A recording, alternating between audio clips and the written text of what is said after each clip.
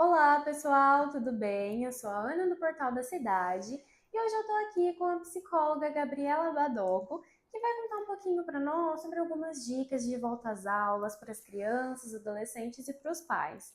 Então, primeiramente, eu gostaria de agradecer a sua presença aqui com a gente, Gabi, muito obrigada. Eu que agradeço pelo convite, Anne, agradeço a todos que estão aí assistindo e pegando essas dicas aí com a gente. Bom, então vamos lá. A mudança de escola ou o início dela pode gerar choro e resistência. Como que os pais podem lidar com essa ansiedade de separação? E qual que é a melhor forma de se despedir da criança à porta da escola? É muito importante a gente falar que o período de férias é um período esperado por todos, né? Pelas crianças, adolescentes, e desacostuma, é normal com que eles desacostumem com a rotina de escola, com a rotina ali com os amigos. Então, tá de férias, tá o tempo todo em casa, acaba ficando mais tempo com telas ali no celular. Então, é muito importante a gente fazer a adaptação. Então, sempre uma semana antes, começar a falar com a criança sobre o retorno das aulas, não deixar para avisar de última hora. Então é muito importante falar antes, conversar com elas. Uma coisa também que é bem legal de se fazer é a dessensibilização. Ou seja, sentar com a criança e falar para ela certinho como que vai ser esse retorno. Então, por exemplo, falar assim, filho, ó, a gente vai dormir mais cedo no dia anterior, então vamos colocar ali umas 9 horas. Depois a gente vai acordar, a mamãe vai preparar o uniforme, a gente vai tomar um café da manhã junto, se a criança comer de manhã, ou se não você vai se arrumar. Ou o pai ou a mãe vai te levar até a escola. Então no carro você pode colocar a música que você quiser. Vai chegar lá, a gente vai entrar junto se a escola permitir. Tem escola que não permite, enfim, mas a mamãe vai te levar até a porta ou até a sala de aula. Você vai passar uma manhã incrível, então vai ali, vai estudar, vai brincar. Na hora do intervalo, se já for a escola da criança, fala o nome dos amiguinhos, você vai ficar com fulano, ciclano, enfim. Ou se não, conversa a criança maneiras dela fazer amizade, puxar papo, conversar. Depois, meio-dia, a mamãe vai estar lá para poder te buscar. Então é muito importante nesse retorno das aulas tentar chegar ali no horário também, né, com para que a criança se sinta protegida e acolhida. Uhum.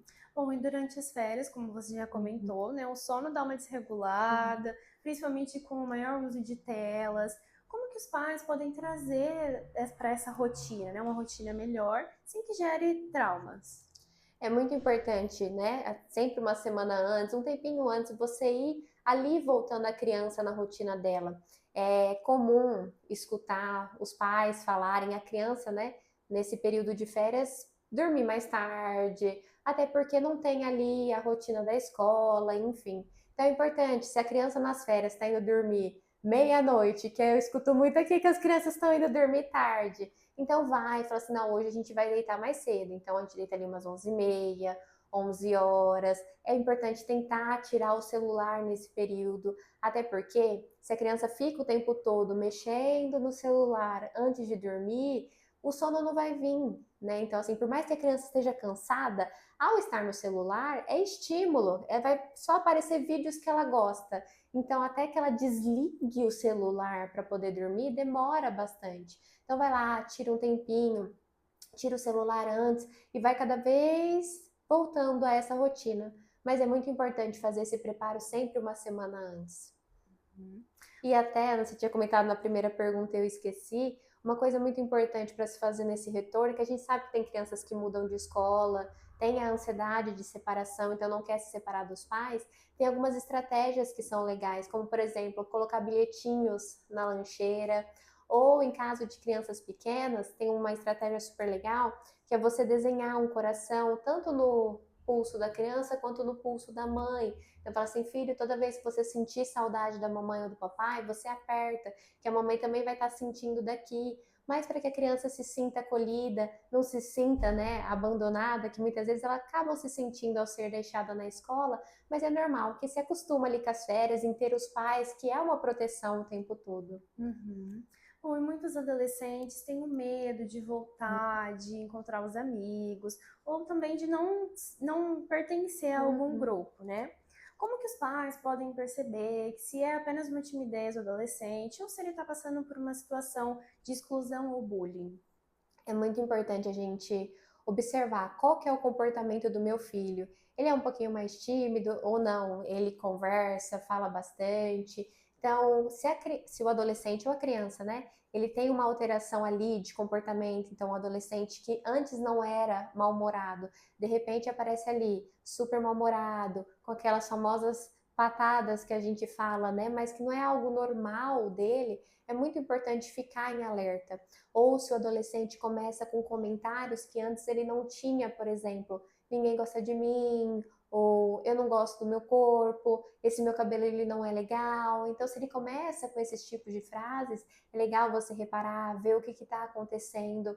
É muito importante também, mesmo que seja adolescente, os pais terem o contato ali com a escola, entender se está tudo bem, conversar com o professor, com o diretor, coordenador, enfim, mas para ver se o adolescente realmente está se adaptando. A gente sabe que nessa fase deles tem muita mudança, enfim, mas é importante sempre estar perguntando e falar para eles se acontecer alguma coisa, que eles podem procurar aos pais, que é importante eles falarem, né? Então, assim, é normal que nesse período você fique um pouco tímida, até porque você não sabe se vai entrar amigos novos, não sabe o que aconteceu com os amigos nas férias, tem essa separação.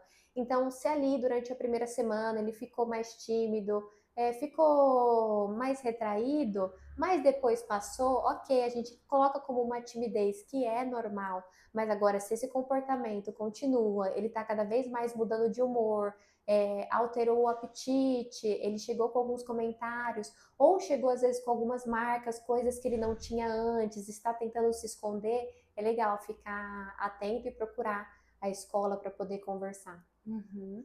Bom, e o início do ano letivo tem sempre essa pressão para que as notas sejam boas, sejam perfeitas. Como que os pais podem incentivar os estudos sem causar uma pressão que pode até gerar um estresse ou um bloqueio emocional? Um primeiro ponto, é muito importante os pais sempre validarem as emoções dos filhos, né? Então, muitas vezes eles ficam desesperados, ficam tristes, ansiosos, porque a gente sabe que conforme vai crescendo, vai aumentando ali a rotina de matéria, de prova, enfim. Então, é muito importante que os pais escutem, acolham antes de cobrar as tarefas.